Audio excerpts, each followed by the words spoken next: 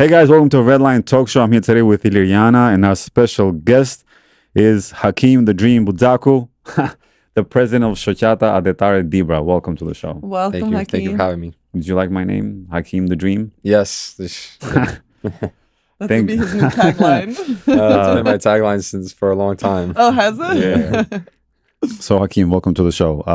First, we want to learn a little bit about you for the people that don't know you. So you are the newest president of Shoqata Atdhetare Dibra.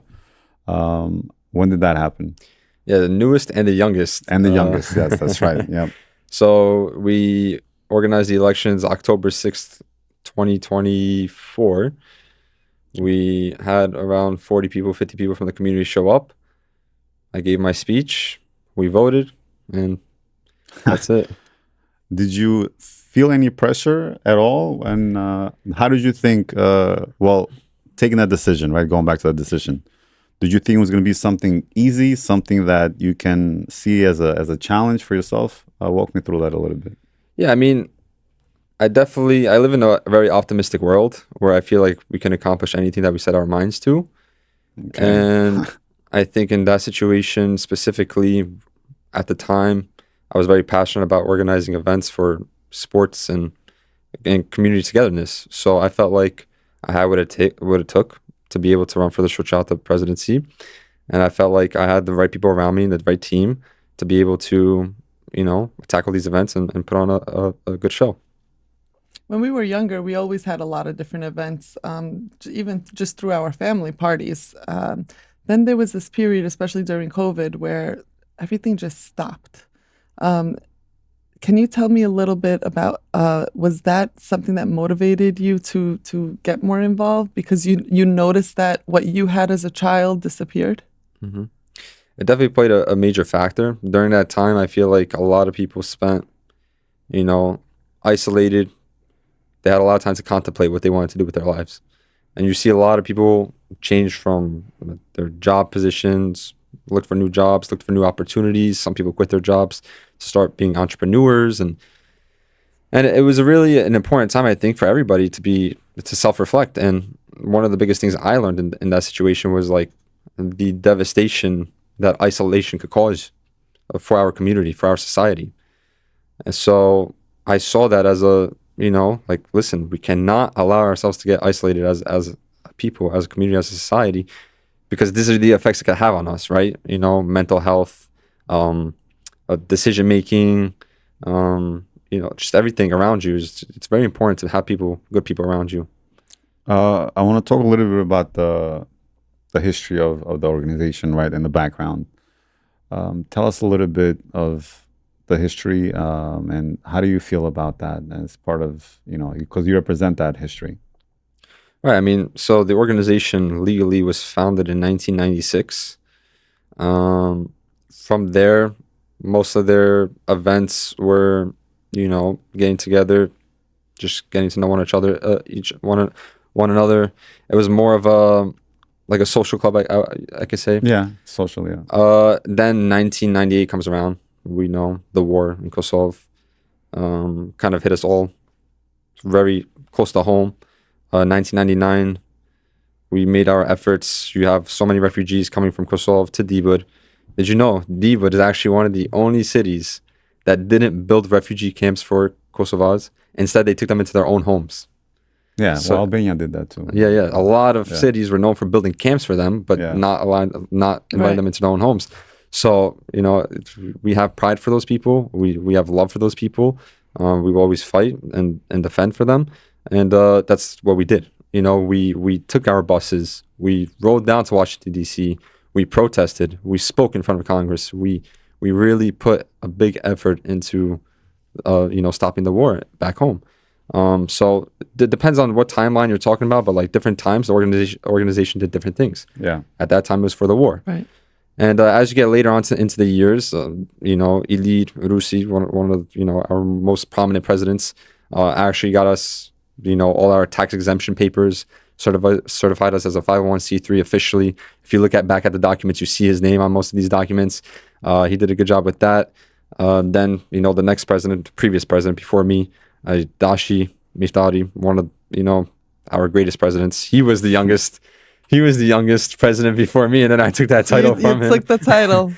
And he really did a great job really uniting the people and showing us what the Shoqata is capable of with the picnics, the sporting events, the entrepreneurial panels and business panels, and even the events. collaboration of just events, not only here of the Dibrans in America, but also bringing back some of the events back home in Dibra, especially during the summertime where you guys were united. Yeah, he threw one of the biggest concerts in Dibra at the time. And what he's been able to accomplish really trailblaze and set way for what we can accomplish. And he's really an inspiration to me, my team, and the rest of the community to what's possible. He really sacrificed so much of his personal life to be able to put on for his community, and that's something that we all look up to and we all aspire to be like. All these presidents had a special role within this organization, and they set a precedence. Thank you. Yes. Thank God I have my husband next to me. we finish each other's sentences. And also, we're part of building this legacy of this organization. Now it's your turn. So tell us a little bit more about your board and who are the people that you brought on to the board to help you create and help continue this legacy. Yeah, I really believe that we truly have a dream team. No pun intended. But I'm serious. I think we have the perfect group of people who they all have their passions and their ideas for what they want to see out of the community. And I think we get a wide variety of ideas and a wide variety of energy that we really try to incorporate into all our events. So we have like our athletic people who are into sports, who are very passionate about organizing good sports tournaments. And then we have our people who are really into business and they want to organize business panels. And we truly have a really good team. I'm very proud of the people we have. And I think, with our group that we have, we could accomplish a lot of great things. What I love about your new board is you really, in such a short period of time, you had events for everyone. You had for women, you had for the children, you had for, the athletes in the sports, which exemplifies your board and just trying to look at each person's needs and actually giving the community what they need. What does it mean to you personally to lead such an important organization within the Albanian-American community? It's definitely a lot of pressure. It's a lot of pressure. And I think one of the criticisms I faced early on was you have no experience. Yeah. And we need to find something, listen, every person. So listen, they're right. I really don't have much experience. I'm 24 years old now. I've never done this before. I never worked under the Shoqata. I never was a volunteer. I never was a board member. I really have zero experience. That's the truth. But just like I listen to their criticisms, I also listen to their advice. And I've had a lot of good mentors around me. And I've had a lot of supportive members of our community around me. And they've kind of guided me towards what has worked and what hasn't worked. And I think as a leader, my job is to listen to our people and see what they really want and what they really need. And I think that's what differentiates me from every other leaders. Some of these leaders may come in there and be like, listen, we're going to do this, this, and that. And that might not necessarily be what the community needs. Yeah. Right. So I think one of my superpowers is listening to our community and trying to deliver a need for them. And you did listen to community. We always are asking for more events for children. And you've went to Turtleback Zoo. You went to Slime World. Slime World. You had all these different things that you've done already for the kids. Mm-hmm. And then, people, wanting to, where can they go to play sports and have a competition? Mm-hmm. You've had soccer tournaments, basketball tournaments. The women, you've had cooking shows, and what else you had? You had a lot of different things. Yeah. The women's event that you always throw that everyone has such an amazing time in. Yeah. That party was definitely the highlight of the year, to be honest with you. But no, you hit it on the head. I truly believe we're at 5%, 10% of what we're truly capable of. Believe it or not. Like, I think a lot of people love what we're doing so far. And, they say, oh, we're doing such a great job. And I tell them, you guys haven't seen anything yet. I'm going to be honest with you. Well, where we see the future for this organization, I truly believe that when it comes to the competitions, when it comes to women's events, when it comes to kids events, we've shown that we could get them together. And now it's like, okay, they've gone together for us, and they showed up to these events, and they've had fun. But like, okay, now how can we like give back a little bit? How can we provide a little bit more resources to them? How can we provide them with more guidance? How can we provide them with more, how can we inform them more about what the future really holds, what their potential is? Right.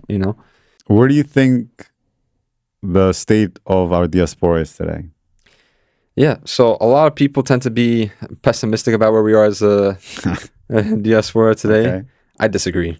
Like I said in the beginning, I'm an optimist. I'm really optimistic about where we stand. I think the collaborations we've been able to pull off with other Albanian-American organizations have been great. We've had great attendance. We've had great showings. You had the street fair, which was a big success. We had the Albanian parade, which was a great success. The picnic. Yeah, the picnics. These are all not just Shoqata Dibra. These are organizations throughout New York City. And, that's one thing that we lacked, 15, 20 years ago, was just the ability to collaborate with each other. Right. And now I think we've kind of see where we're all headed towards and where we all need to be. And I think that unity is really important.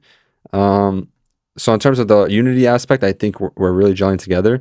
But in terms of the next generation, I'm very optimistic about them. I noticed a lot of kids are, chasing and pursuing an education, for the greater good. When our ancestors and, our forefathers came here to America like 50, 60 years ago, their goal was very simple. It was to make money to provide for their family, right? They had to survive. Yeah, they had to survive. And that meant working in places they didn't want to work. That meant working double shifts, triple shifts, overtime, 60 hours, 80 hours a week, barely seeing their families, right? So times were different back then. Now you see a trend of all these kids who've grown up in an environment that was, built for by the sacrifices of our fathers. You see them, there was almost an era of people wanting to make it, right? Self-made. Yeah. Well, that still continues today. Yeah, and it's not wrong, Yeah. But you also see a lot of kids who are not, I think, from COVID, realizing that maybe chasing money and getting that high salary paying job is not the answer to life, Yeah. I think a lot more people are starting to understand that there's a little bit more to life than just money and chasing that field. And listen, kudos to the people who do make it, because a lot of those people still contribute, financially. We need them. Yeah, 100% we need them. We need your donations. Exactly. So, it's understanding that people have a different value to the community, whether it's financially, whether it's, with labor, volunteering, interning, and even on the cultural, educational, academically, we need politicians, we need lawyers, we need engineers, we need doctors. So I think everyone's starting to understand their role in society, and I think we're all thriving as a society here in New York City. One of your main focuses is empowering individuals, especially the youth. Can you share any mentorship programs or scholarships, initiatives that are aimed to the young Albanian Americans in your organization? Yeah, so we're currently in the process of creating a scholarship fund for our community. Okay. We think it's very important to make sure that our community has a pipeline, right? The pipeline is very important for, the future of where this organization is going to be. We don't want to sacrifice all these years, 2, 4, 6 years, however long we're in office, building this brand, building this Shoqata, for it to be left in nobody's hands after. You know what I mean? Right. So it's like we want to make sure that the next person, is smart, educated, is involved in the system early. They're not just thrown into the fire like me, where they have to kind of just figure everything out. Yeah, but that's where you learn the most, actually. If Yes. you're thrown in that fire.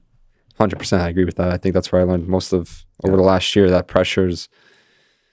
that's besides the point. But like it's that pipeline that we really want to secure, and we want to make sure that people remember their roots and remember where they came from, and could always provide for their organization, for their community, for the people around them. So how's it been so far? So you've been almost a year now, right, in this position. As Ileana mentioned, you did a lot of events so far, which I understand. What's your vision for the future? Yeah. I want to say the events are great. The programs we put on are great. I think what I've also realized is you have to be able to look back and evaluate like where you could do better. And there's tons of room of improvement, I think. We've done... what I've noticed is our community is actually very spread out. You have a large region of Albanians in New Jersey, Central Jersey, North Jersey, Staten Island, spread across the 5 boroughs, and it's like it's very hard to like centralize an event and try to get an event where everyone can participate in. One of the reasons why the picnic is so great is because it's one day a year and everyone just knows this is the spot. Staten Island, you know, we're all going to be there. They plan the commute. Right. So I think the next step for us would be a community center. Okay. And not just a community center that has a classroom or one gym or one this or one that. It needs to be a real community center that provides all the amenities for our community. And why this is important for the future of all Albanian-American organizations, not just Shoqata Dibra, is because we already spend amongst us and amongst all the other organizations, we spend hundreds of thousands of dollars a year renting out classrooms, paying insurance, paying instructors, and putting programs together.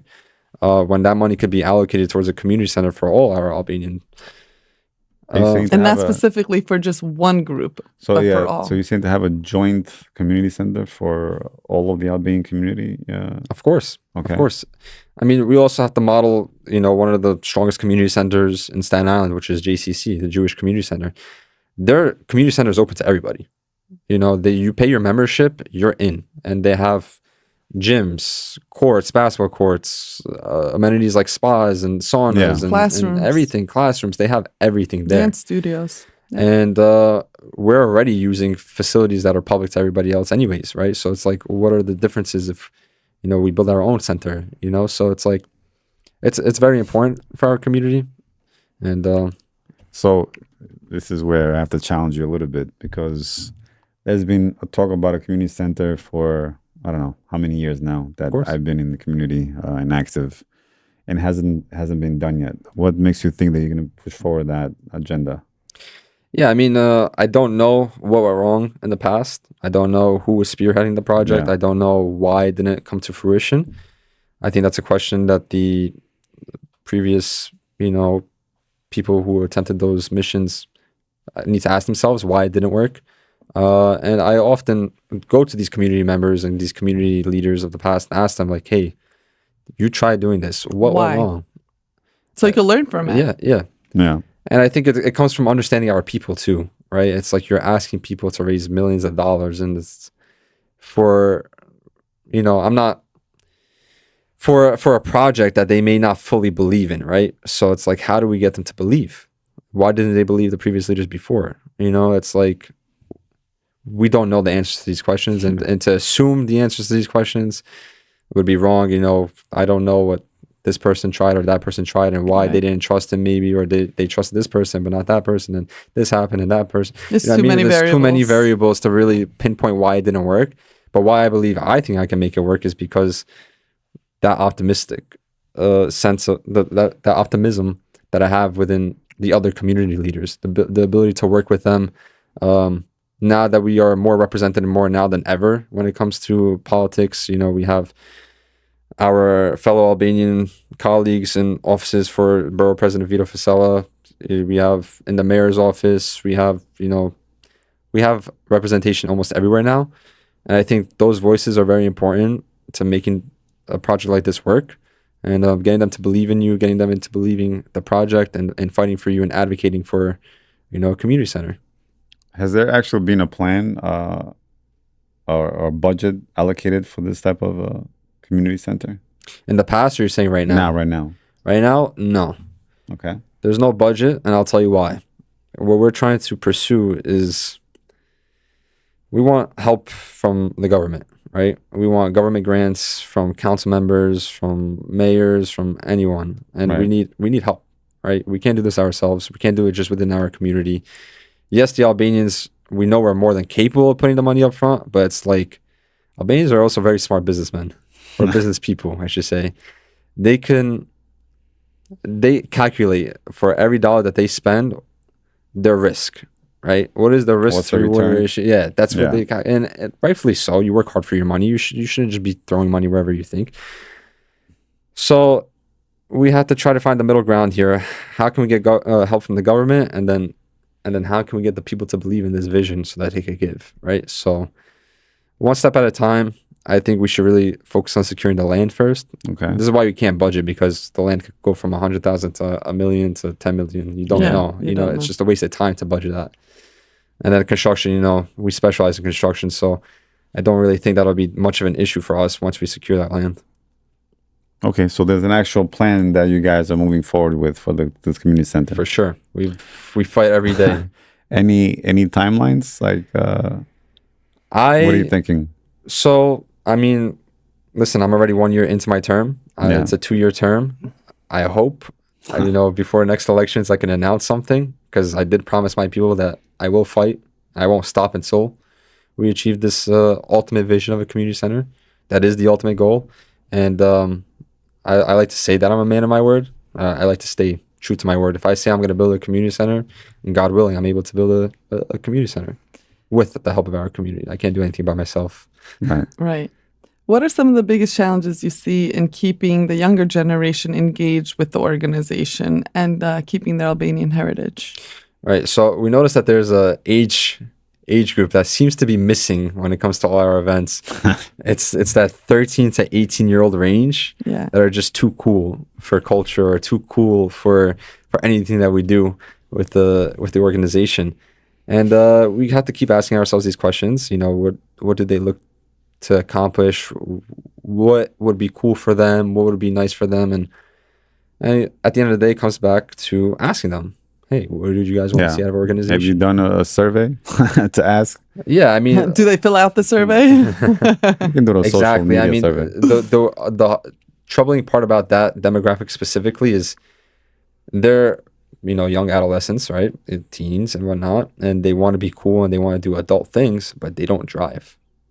You know, that's Right. that's one That's- thing people don't realize is they don't drive, Yeah. right? So then when there is an event in New Jersey or Staten Island, it's like Well, the parents have to bring them. their parents have to bring them, and it creates. They don't want to this- hang out with their parents. Yeah, and once you have that, like, So you have to bust them in. yeah, once you, we'll call buses, we'll call yeah.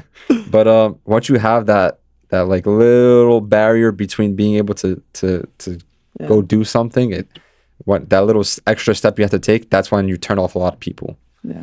I mean, in this age group, they're also a lot on the computers using social media. So in a digital age where people are more connected online than in person, how do you think you can use, that platform, technology, and social media to enhance that age group? Yeah, I mean, social media has been great for us. The feedback that we've gotten on social media is great. We post almost every single day. We started when I stepped into office, we had around 1,300 followers on Instagram. We've doubled that, more than doubled that. We're around 3,200 now. The outreach is Congrats. amazing. The videos have great success. Everyone loves what we're doing. Everyone loves to see the success of our community. You know, they want something to be proud of. So when we post that final product of how the event went, it makes a lot of people proud. It makes us proud. Makes the board members proud. It makes the people who volunteered very proud of what they've been able to accomplish. It makes the people who attended proud. It makes the people who see their family members attend proud. Yeah. So, you know, offering that sense of pride to our community has been very, very helpful for us through social media. That also helps build the trust that you're looking for, the trust in your organization, the Right. trust in the community to ultimately accomplish that mission of building the community center so you can give more to the community. Mm-hmm. And I think what we're seeing right now, especially with the community center, is the need for it. Like, we're organizing a basketball tournament right now. The admission for a team is around $500. You know, that's not cheap. That's very that's a very premium price. And it's not because we want to make money off the event. No, that's the cost of the event. Between the venue, we're renting out College of Staten Island. Insurances. Yeah, insurance and referees and trophies and jerseys and food. Well, food, luckily our vendors donate. Sponsors, yeah. Great A lot sponsors, of great vendors. Albanian vendors. So we've been great on that. Very thankful for them. They're honestly the heart and soul of our community when it comes to the soccer tournament on Christmas Day, and all of them open up their shops just for the 2 hours just to make pies, and it's a beautiful thing. They take a lot of pride in it, and they should take a lot of pride in it. But back to what we were saying, it's a premium price, and a lot of the events we run are at a premium price. You look at the cooking class; it's $120 per person.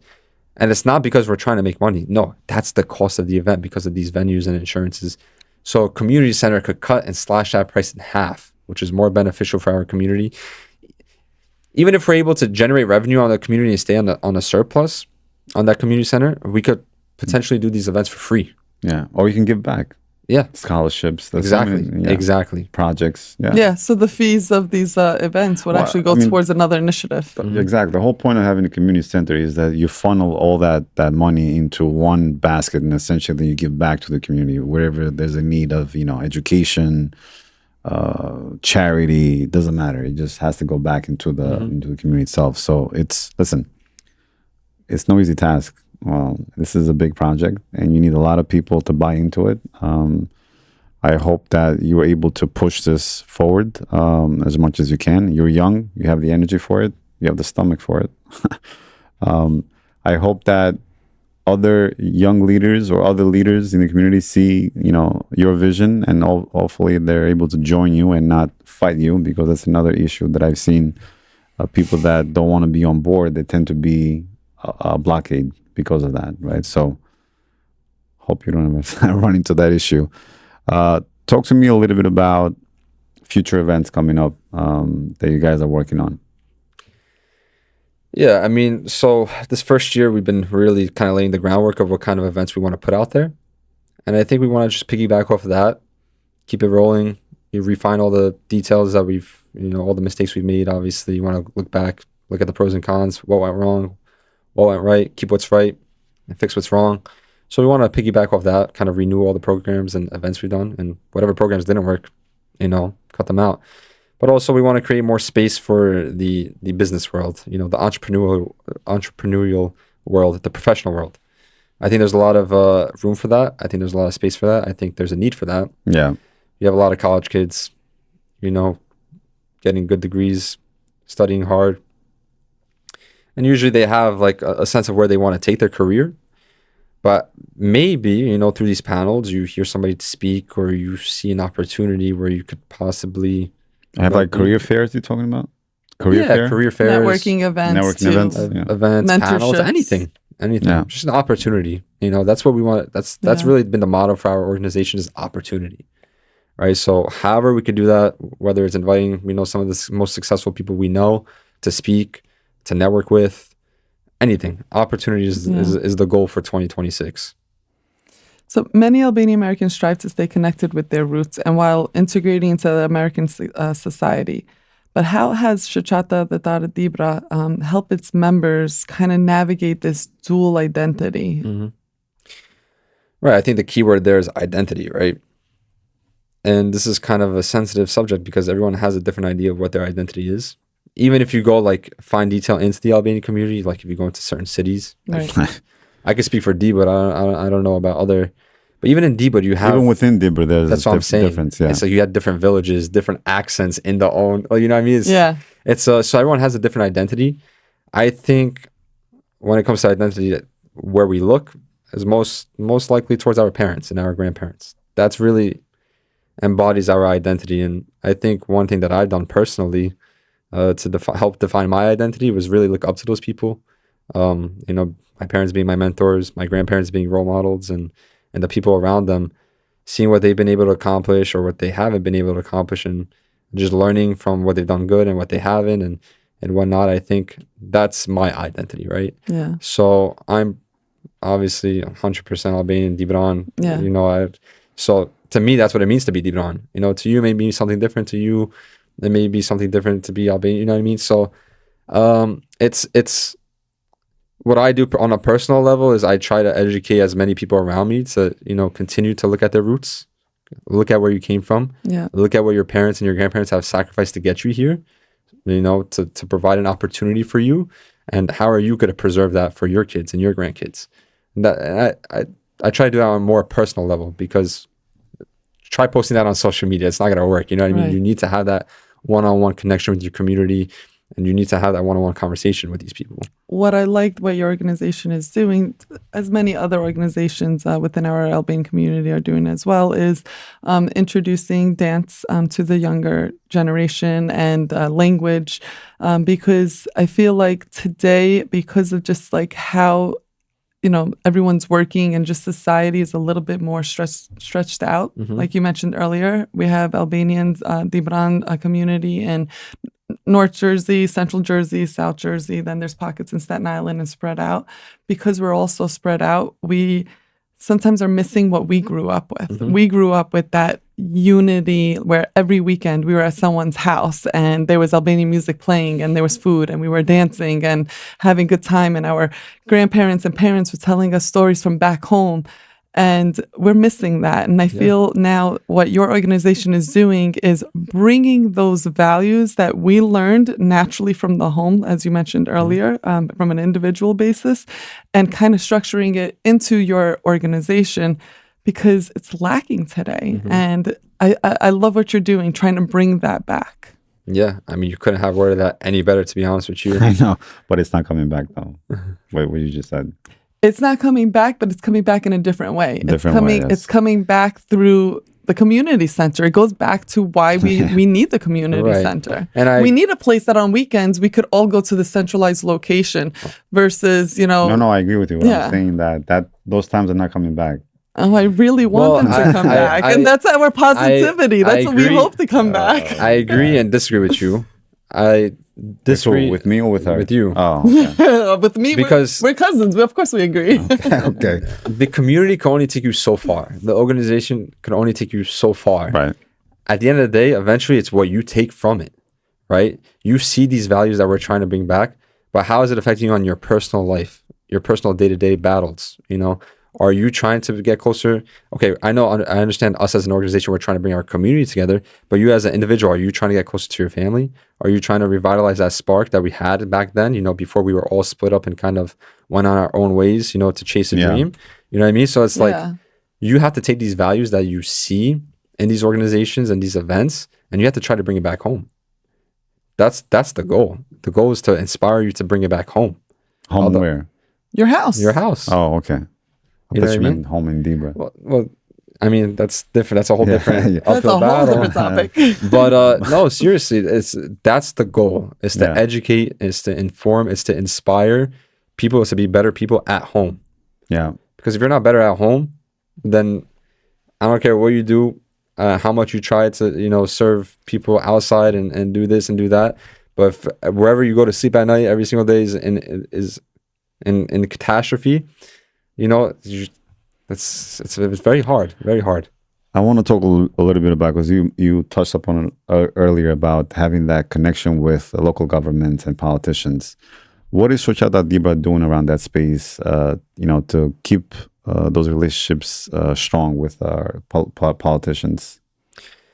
Yeah, both back home and also here in the U.S. On an organizational level, I think they understand the amount of people we have in our community.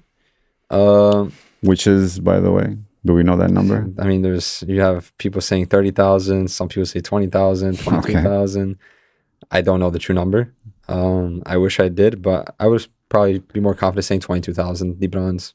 If I were you, it's just an idea, I would focus a project just on that, registering all the Dibrans that we have in Staten Island, at least.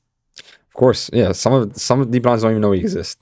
Nah, I know. And that should be its own campaign, I feel like. I mean, if you look, I know, if you look at the Illyrian mindset, first of all, let's go back a few thousand years. The tribe would always split up into, the families would always split up and go venture and settle down somewhere else, right? You had people that would venture up north and down south and west.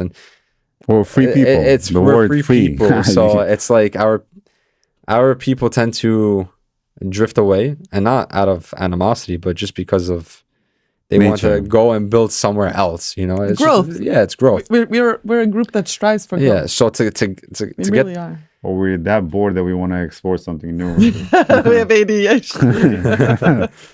But I mean, that's why it'll be like nearly impossible to truly get that number, because I went through a list. I was going on notes, and I went through my team trying to write down every single last name we could think of. And every day we just kept coming up with 5 new last names. Like, wait, these guys are Dibrans too. These guys are Dibrans too. And it just the list came down to like 200 families.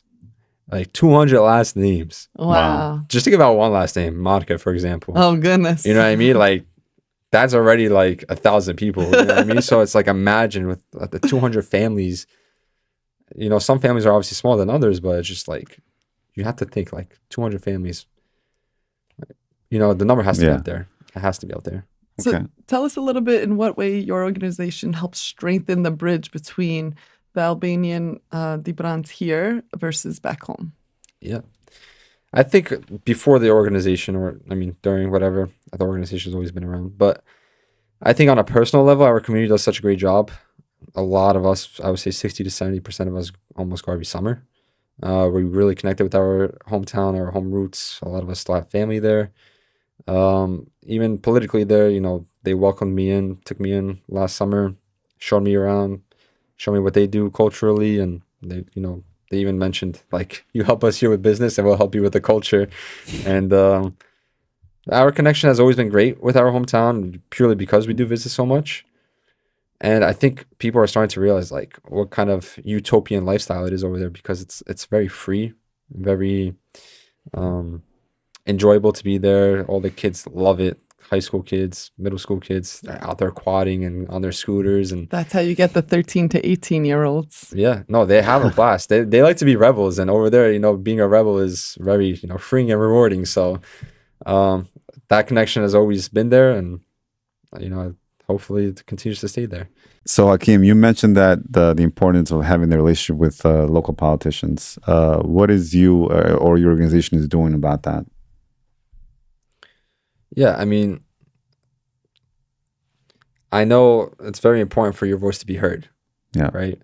And establishing that relationship, right? This is kind of what we ran into it before. The population is around, you know, what we believe is they know how 20,000. Yeah, let's say they know how much people we have, and they know we're very capable people, and they know that we're a community that's waking up. Okay. When I say waking up, I don't mean like waking up out of bed. No, I mean waking up politically, registering to vote, having their voices heard. Fundraising, you know, door knocking, making sure they're going door to, you know, like, we're getting involved, and we have volunteers, we have people on the staff of these politicians, and we're making sure that we're being heard. So, you know, the number one way we could do that from an organizational perspective is just making sure people register to vote. Yeah, you know, and giving these politicians a voice and expressing our concerns to them. Like, listen, this is what we see in our community. This is what we think we need, and this is what we think we want to accomplish. And you know, the representatives in Staten Island have been great. They've been very nice to me, and you know, we've had a great dialogue and great relationships with them, and we look forward to continued prosperous relationships with them. And you know, when that mission comes, you know, to build a community center, we hope, you know, that they come through. So Hakim, just to bring it back, how can someone be engaged into the organization and be a volunteer with you and learn more about what you guys are working on? Yeah, so listen, our doors have always been open. You know, you could DM us, you could email us, you could reach out to us privately, any of us, any of the board members. We've always been open. I think one thing I realized with our community is it's that person-person connection, right? So it's, listen, when you see someone you know who's involved in person, walk up to them, ask them a question like, hey, I think this is a great idea. I want to do this. I want to do that. What do you guys think about this? What do you think about that? We are open to everything. We want to listen to you. You know, you guys are our superpower. You guys are the reason we function as an organization. Without you guys, imagine running an event or a party or a tournament and nobody shows up. It doesn't work. We need everyone involved. We need as much help as we can get. I know for interns specifically, you could actually use us on your resume. If you intern for us and volunteer, you can, because we're a certified nonprofit 501c3, you could actually write down that you were an intern for us. Yeah. So, that's good. Yeah, it works out. So listen, get involved. If you're in college, get involved. If you have any specific skills, please get involved. There's a role for everyone, no matter what you do. Whether you're an engineer, a doctor, a lawyer, anything you do, there's a space for you within this organization. And if you have an idea for an event, please reach out to them. 100%. We are open to everything. Any when is your next event? The next event, we have the Independence Day party, which is going to be November 22nd. Okay. And we wanna make it for everyone. You know what I mean? The young generation, the older generation. How are you planning on doing that? the stigma for the previous events have always been for like, oh, just, you know, for old Albanian men who speeches. wanna, yeah, you know what I mean? So it's like now we want to bring younger singers in. They Okay. need to top the Women's Day party. Yeah. Which That's gonna be a challenge. it's gonna be a challenge, but we're up for the challenge. And we want all you guys to still come through. We need the 300 women to come with 300 men, you know what I mean? And their children. Get 700, 800, 900, fill it up. So let's fill it up. Have you location and everything ready or not Yes, yet? we're gonna announce everything soon, so stay tuned. Okay.